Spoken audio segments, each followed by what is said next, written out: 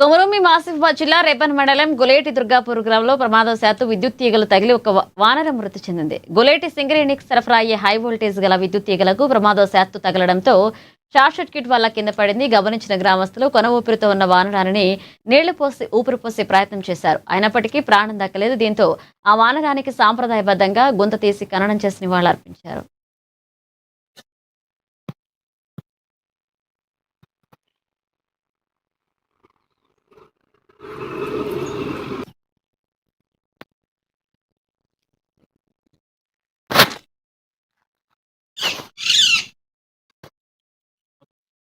I know.